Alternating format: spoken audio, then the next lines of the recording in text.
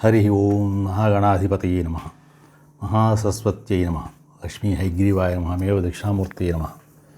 మనం ఈ యొక్క జ్ఞానంతో భక్తి, భక్తి ద్వారా జ్ఞానం అనే కార్యక్రమంలో మనం ఈ రెండు విషయాల గురించి చర్చించుకున్నాం. దీంట్లో మనకి ఈ త్రిమతాచార్యుల వారు అంటే శంకరాచార్య వారు, రామానుజాచార్య వారు, మధ్వాచార్య వారు, ఈ త్రిమతాచార్యులు చెప్పినటువంటి విషయాలను చర్చించుకుంటున్నాం. మరి ఈ త్రిమతాచార్యులు ముగ్గురు కూడా ఈ భక్తి సంబంధమైనటువంటి ఉద్యమాల్లో మనం బాగా తలుచుకుంటాం.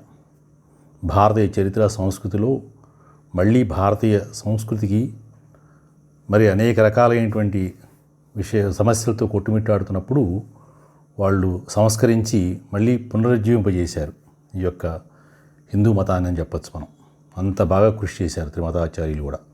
ఇప్పుడు మనకి ఉత్తర భారతదేశం, దక్షిణ భారతదేశంలో కూడా ఎన్ని మతాలు ఉన్నప్పటికీ, ఎన్ని దైవారాధనలు ఉన్నప్పటికీ కూడా ఈ ముగ్గురు మార్గాల్లో ఏదో ఒక మార్గంలో వస్తుంది. అది సాధు సంతులు కానివ్వండి, పీఠాధిపతులు కానివ్వండి, పూజనీయులు, పండితులు, వీళ్ళంతా ఏ ఉద్యమం, భక్తి ఉద్యమం ఉన్నా కూడా ఈ ముగ్గురులో ఏదో ఒక లైన్లో, ఏదో ఒక ఆచార్యుల యొక్క మార్గంలో వస్తుంది. ఉదాహరణకి శంకరాచార్య వారు తీసుకున్నాం అనుకోండి, ఆయన సంబంధించినటువంటి అద్వైతం, ఆ సంబంధించిన దేవాలయాలు, భజనలు, ఆ దేవుళ్ళు, ఆ విగ్రహాలు, ఆ యొక్క సంబంధమైన వాంగ్మయం ఏదున్నా కూడా ఆయన కోవలోకి వచ్చేస్తుంది.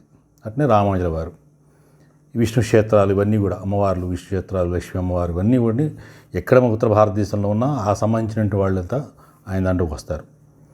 తులసిదాసు వీళ్ళంతా, సూరదాసు వీళ్ళంతా కూడా ఆ ఉద్యమంలో అటు వస్తారనమాట. అట్లా మరి ఆళ్వార్లు దీంట్లో వస్తారు రామానుజుల మతంలో. శంకరాచార్యుల వారు దాంట్లో నయనార్లు, నంబియార్లు అని వస్తారు, దాంట్లో వస్తారు. అట్లనే మధ్వాచార్యుల వారు దాంట్లో కూడా కృష్ణ భక్తి సాంప్రదాయం, శ్రీకృష్ణ భగవానుడు, బాలరామ శ్రీకృష్ణులు, ఇవన్నీ కూడా ఆయన దాంట్లో వస్తాయి. మరి మనం ఈ యొక్క ముగ్గురు త్రిమతాచార్యులు కూడా మన దక్షిణ భారతదేశంలో వారే. అంటే ఈ కేరళ, తమిళనాడు, కర్ణాటక, ఈ మూడు ప్రాంతాలు చెందినటువంటి వాళ్ళు మన త్రిమతాచార్యులు. కానీ వీళ్ళు ఉత్తర భారతదేశం మీద కూడా బాగా మరి ఇంపాక్ట్ యొక్క చూపించారన్నమాట.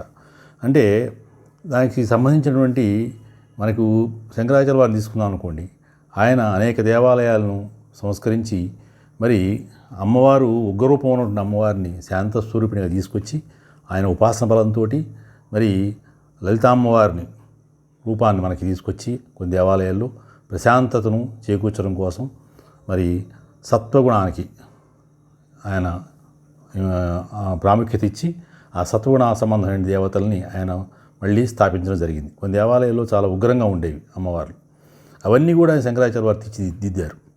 అలా మరి చేస్తున్నటువంటి విషయం కాగా అంటే రామానుజుల వారు ఉన్నారు. ఇంకా శంకరాచార్య వారు అనేకమైన స్తోత్రాలు రచించి మరి వాటి ద్వారా ఫలితాలు ఏంటి అప్పుడే చూపించారు. ఆయన ఒక రకంగా చెప్పాలంటే ఆయన అనేకమైనటువంటి వ్యవహారాలు తీర్చిదిద్దారు. ముఖ్యంగా ఈ యొక్క వాంగ్మయ సంస్కరణ చాలా తీసుకొచ్చారు శంకరాచార్య వారు. అంతేకాదు ఆయన పాడితే మరి మన కనకధార స్తవం చదువుకుంటాం, అమ్మవారు ఉసిరికాయలు, బంగారు ఉసిరికాయలు కురిపించింది ఒక ఇంట్లో ఆయన పాడితే.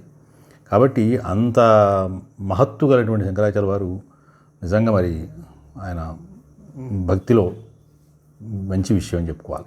రామానుజాచార్య వారి విషయంలో మరి తిరుమల తిరుపతి దేవస్థానం స్వామివారు అంటే యుగాల నుంచి మన కృతయుగము, మరి త్రేతాయుగం, ద్వాపరయుగం నుంచి ఉన్న స్వామివారు కలియుగంలో ఇప్పుడు బయటపడటానికి మరి ఆయన అవతారం ప్రకటించడానికి కూడా మనందరికీ తెలియరావడానికి కోసం, ఒక పద్ధతిగా రావడం కోసం రామానుజాచార్య వారు ఎంతో కృషి చేశారు తిరుపతి విషయంలో.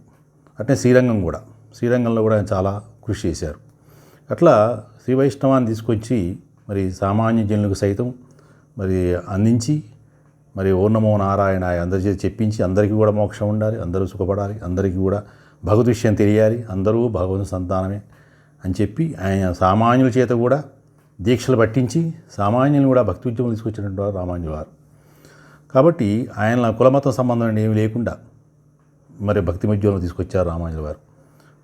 మధ్వాచార్య వారు ఉడిపి శ్రీకృష్ణుడు, ఆయన్ని తీసుకొచ్చారు మధ్వాచార్య వారు. శ్రీకృష్ణ తత్వం, శ్రీకృష్ణ భక్తి సామ్రాజ్యం, శ్రీకృష్ణ సంబంధమైన మధుర ఇవన్నీ కూడా ఆయన చాలా అభివృద్ధి చేసి అక్కడ శ్రీకృష్ణ భక్తి ఉద్యమాన్ని తీసుకొచ్చారు మధ్వాచార్యుల వారు. కాబట్టి ఈ విధంగా మనకి శంకర రామానుజ మధ్వాచార్యుల వారి గురించి మనం తలుచుకున్నాం. అయితే ఈ విధంగా మనం అసలు పురుషోక్తము దాంట్లో మరి భగవద్గీతలో చెప్పినటువంటి చాతుర్యమయ ఆశిష్టం గుణకర్మ విభాగస్య అనేది పురుషోక్తంలో కూడా ఉందని, దానికి పురుషోక్తంలో కూడా బ్రాహ్మణస్య ముఖమాసీత్ బాహురణ్యకృత ఊరు తద్దస్య ద్వైస్య తద్భాగం సుదురోజాయత అనేటువంటి విషయాన్ని మనం చెప్పుకున్నాం. దీంట్లో బ్రాహ్మణస్య ముఖమాసీత్ అనేటువంటి విషయానికి వచ్చినప్పుడు మరి బ్రాహ్మణుడు శిరస్సులాగా ముఖంలాగా ఉండి మరి జ్ఞానాన్ని ఒక మొదటి విషయాన్ని తీసుకొచ్చి తర్వాత ముగ్గురు నడిపిస్తాడు. సమాజ స్వరూపాన్ని మనం సంఘస్వరూప పరమాత్మ లేదా సంఘస్వరూప పురుషుడు ఏ విధంగా ఉన్నాడు అంటే మనం చెప్పుకున్నాం. అయితే మనం ఈ జ్ఞానము అనేటువంటిది ఆ రోజుల్లో ఒక ప్రత్యేకంగా అని కాకుండా ఎవరైతే చదువుకున్న వాళ్ళు ఉన్నారో వాళ్ళందరూ కూడా బ్రహ్మజ్ఞానం చదువుకున్న వాళ్ళందరూ కూడా బ్రాహ్మణులే. ఈ బ్రహ్మ సంబంధమైన జ్ఞానం చదువుకున్న వాళ్ళంతా ఒక చోట చేరి వాళ్ళు కులంగా ఏర్పడ్డారు అనేటువంటిది ఒకటి. వృత్తుల ప్రకారంగానే వచ్చింది కానీ కులాలు అవేమీ ప్రత్యేకంగా వచ్చినవి కావు. వృత్తులను బట్టి ఏర్పడ్డాయి కులాలు అని కూడా మనకి తెలుసుకున్నాం. మరి 4 కులాలు చెప్పారు కదా, మరి 4000 కులాలు ఎలా వచ్చినాయి అనేటువంటిది విమర్శ ఏంటంటే ఇవన్నీ కూడా ఈ బ్రాహ్మణులు రాసుకున్నారు, బ్రాహ్మణులు తెచ్చారు అన్నారు. మరి భగవద్గీత చెప్పింది కృష్ణ భగవానుడు ఆయన యాదవులు కాబట్టి ఆయన చెప్పింది 4 కులాలు ఉన్నాయి. పోనీ బ్రాహ్మణత్వంలో చెప్పారు, బ్రాహ్మణత్వం చెప్పించారు, బ్రాహ్మణ సంబంధమైన విషయం చెప్పాడు అనుకుందాం. 4000 కులాలు ఎక్కడి నుంచి వచ్చినాయి? 4 కులాలే చెప్పింది ఆయన అంటే వృత్తుల పరంగానే. ఇప్పుడు తరికలు వెళ్ళేవారు ఉన్నారు, మేదర వాళ్ళు, ఇంకా ఈ చెక్కలు చెక్కి చేసేవాళ్ళు ఉన్నారు, వారంతా మనకి వడ్రంగి వారు, అట్నే కంసాలి వారు, తర్వాత ఈ యొక్క బుట్టలు వెళ్ళేవారు, అన్నీ రకరకాలుగా వాళ్ళు వృత్తి ప్రకారంగా వచ్చినాయి. ఇప్పుడు మనం ఒక హాస్టల్లో ఉంటున్నాం అనుకోండి, A hostel, B hostel, C hostel. C హాస్టల్లో ఉన్నవారు 1లో ఉన్నవారు, 2లో ఉన్నవారు, 3లో ఉన్నవారు, వాళ్ళంతా ఒక ఫ్రెండ్స్, 4లో ఉన్న వాళ్ళంతా ఒక ఫ్రెండ్స్, 5లో ఉన్న వాళ్ళంతా ఒక ఫ్రెండ్స్. అట్లా గదుల ప్రకారంగా వాళ్ళు ఫ్రెండ్స్ కలిసి తిరుగుతుంటారు. కొన్నాటికి ఒక రూపం, ఒక వర్గం. అలా ఒక వృత్తుల పరంగా ఎవరైతే వృత్తి చేస్తున్నారో వాళ్ళంతా చోట చేరుకోవటం, వాళ్ళ సామాన్లు తెచ్చుకోవటం, వాళ్ళు సహాయం చేసుకోవటం, ఆర్థిక సంబంధమైన లావాదేవీల్లో మాట్లాడుకోవటం, ఆ సామాన్ని మరి ఎగుమతి చేసుకోవడం, దిగుమతి చేసుకోవడం, వాటి వలన ఇన్ని కులాలు వచ్చినాయి. గొడ్లు కాసేవాళ్ళు, పశువులు కాసేవాళ్ళు, గొర్రెలు కాసేవాళ్ళు, మేకలు కాసేవాళ్ళు, మళ్ళీ ఆ మాంసం కొట్టి పంచిపెట్టేవాళ్ళు, అంటే అమ్ముకునేవాళ్ళు. మళ్ళీ అలా రకరకాల కటిక కులం అంటారు, కటికులు అంటారు, వాళ్ళ సంబంధమైన వాళ్ళు, నేత పనివారు, అన్నీ ఏ పని తగ్గట్టుగా ఆ పని కులాలు వచ్చినాయి. కాబట్టి ఇన్ని కులాలు అయినాయి. అంతేగాని ఇన్ని కులాలు ఫస్ట్లో చెప్పలేదు.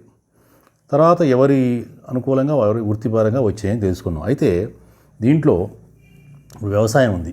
వ్యవసాయంలో చూసినట్లయితే అది ఏ పంటలు వేయాలి, ఏ కాలంలో ఏ పంటలు వేయాలి, దానికి వచ్చేటువంటి ఈ యొక్క తెగుళ్ళు ఏమిటి, దానికి మందులు ఏమిటి, మరి ఎలా ఎదుర్కోవాలి, ఇవన్నీ కూడా చెప్పేది విద్య సంబంధమైనది, జ్ఞాన సంబంధమైనది. అంత మాత్రం చేత వాడేం పని చేయడు, వాడు సోమరిపోతూ మేమే కష్టపడి కాయ కష్టం చేస్తున్నాం పొలాల్లో వాళ్ళు చేయరంటానికి లేదు. ఇక్కడ మానసిక కష్టము, శారీరక కష్టం 2 రకాలు ఉంటుంది.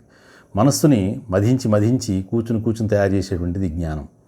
ఆ విజ్ఞానం ద్వారా మళ్ళీ వీళ్ళు నడుచుకోవాల్సి వస్తుంది. ఏ మందులు కొట్టాలి, ఏమి వేయాలి, పంట కావాలి ఎలా తీయాలి, పైకి కిందికి ఎలా నీళ్లు వెళ్ళాలి, చివరిన పొలానికి ఎలా వెళ్ళాలి, ఆనకట్టలు కట్టడం, నీళ్లు పోయేయటం, అక్కడి నీళ్ళ గొట్టాల సరఫరా, ఇవన్నీ కూడా విజ్ఞానం సంబంధించినవి. వాళ్ళు చదువుకున్న వాళ్ళు ఇంజనీర్లు చేస్తారు. వాళ్ళంతా బ్రహ్మజ్ఞానం అనుకోండి. చదువుకున్న వాళ్ళు బ్రహ్మజ్ఞానులు అంటే వాడు ఏం చేస్తాడు, ముఖం పరంగా చూసి ఒక ప్లాన్ వేస్తాడు అనమాట. అట్నే యుద్ధరంగంలో కూడా అంతే. యుద్ధతంత్రం ఎలా, ఆయుధాలు ఎలా ప్రయోగించాలి, ఎలా కనిపెట్టాలి, బాంబులు ఎలా వేయాలి, శత్రువులను ఎలా జయించాలి, శత్రు రాజ్యాలను ఎలా వణికించాలి, ఇదంతా ఒక ప్లాన్. ఈ ప్లాన్ చేసేవాళ్ళు ఎవరు, మళ్ళీ దాంట్లో చదువుకున్న వాళ్ళు. ఇలా ఏ రంగంలో అయినా మనం తీసుకుంటే ఆ రంగంలో చదువుకున్న వాళ్ళు ఉంటారు. వాళ్ళని బ్రహ్మజ్ఞానులు అనేవాడు ఆ రోజుల్లో. అంటే వాడు ప్లాన్ వేస్తాడు. తర్వాత దాన్ని రక్షించే వాళ్ళు ఉంటారు. రాజ్యాన్ని రక్షించేవాడు, దాని ప్రకారంగా వెళ్ళేవాడు, అక్కడ రక్షణ తీసుకునేవాడు, వాడు భుజాలు, క్షత్రియులు అని చెప్పుకున్నాం. కాబట్టి ఒకడు ప్లాన్ వేస్తే ఒక రక్షణ తీసుకుంటాడు. ఇంకో డబ్బు పెట్టేవాడు కావాలి, మరి దానికి పెట్టుబడి పెట్టేవాడు కావాలి. వాళ్ళు మనం తొడల్లాంటి వారు వైశ్యులు అని చెప్పాం. దాని తర్వాత వాళ్ళు ఎలా వచ్చారో, ఎలా డెవలప్ అయ్యారు, ఎలా అంటే వాళ్ళు చెప్పుకున్నాం. కింద చెప్పినటువంటి పద్భాగం శూద్రోజాయత అనేటువంటిది, ఇది పాదాలతో మనకు పోల్చారు అనే విషయం దగ్గర ఆగిపోయాం మనం క్రితం ఎపిసోడ్లో. ఈ యొక్క అప్పుడు వాళ్ళు ఏమన్నారంటే మన పాదాలు మీరు అందరూ నీటి పోల్చుకున్నారని పాదాలు పెట్టారు, మాకు పాదాల దగ్గర తీసుకొచ్చి పెట్టారు అని ఒక విమర్శ ఉంది. దాని మీద 100 వీడియోలు వచ్చాయని చెప్పుకున్నాం. సరే, మనకు తెలిసినటువంటి విషయంలో మొత్తం సృష్టి అంతా కూడా, ఈ ప్రపంచం అంతా కూడా మరి భూగోళంలో మనం చూసినట్లయితే ఏదైనా కూడా మనం ఒక జీవి, ఒక జంతువు కూడా కాళ్ళ మీద నిలబడి ఉండాల్సింది. ఈ శరీరం అంతా కూడా కాళ్ళ మీద నిలబడి ఉంటుంది. కాబట్టి మనకి కాళ్ళు ఇంపార్టెంట్, చాలా ప్రధానమైనటువంటి పాదాలు. అవి లేకపోతే మనిషి చూసినా, ఆలోచించినా, చేసినా వాడు వెళ్ళలేడు, అభివృద్ధి సాధించలేడు. ఈ సమాజం మొత్తం కూడా ఈ యొక్క వారి మీద ఆధారపడి ఉంది అని చెప్పడానికి. అందుకనే మనం నమస్కారం పెడితే ఏం చేస్తాం, మనం వాళ్ళ పాద నమస్కారం చేస్తాం. ఏ భగవంతుడి దగ్గరికి వెళ్ళినా పాదాలు నమస్కారం చేస్తాం, ముఖానికి నమస్కారం చేయం. కాబట్టి ఈ యొక్క సమాజం మొత్తం కూడా వేరి మీద ఆధారపడి ఉంది, వారు చేసే కాయకష్టం మీద ఆధారపడి ఉంది.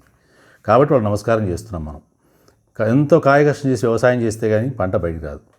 పూర్వం గ్రామాల్లో, ఇప్పుడు మరి జోగ్ అనేవారు మరేమో కానీ, మా తండ్రి గారు ఉపాధ్యాయులుగా చేస్తున్నప్పుడు ఆ గ్రామాల్లో వాళ్ళ రైతులు కూడా కలుస్తుండేవారు. అప్పుడు నడుచుకుంటూ వెళ్ళేవారు కదా, బస్సులు ఎక్కడున్నాయి.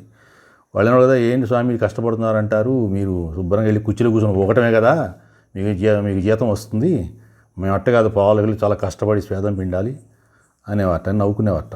అంటే అప్పుడు రోజుల్లో బతకలేక పడిపోతుండే, అప్పుడు జీతాలు ఇంత ఒక 3 నెలలకు 4 నెలలకు 6 నెలలు కలిపి వస్తుండే జీతాలు. అప్పుడు అవి కూడా చాలా తక్కువ.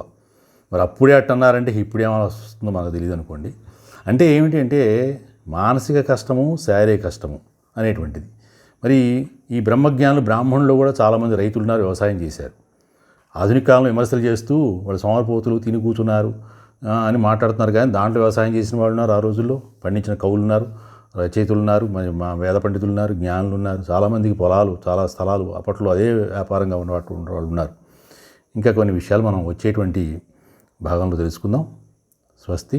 తప్పనిసరిగా కూడా ఈ విషయాలు, ఈ జ్ఞానం సంబంధించింది మిత్రులందరికీ కూడా షేర్ చేయండి. తప్పనిసరిగా చేస్తానని భావిస్తున్నాను.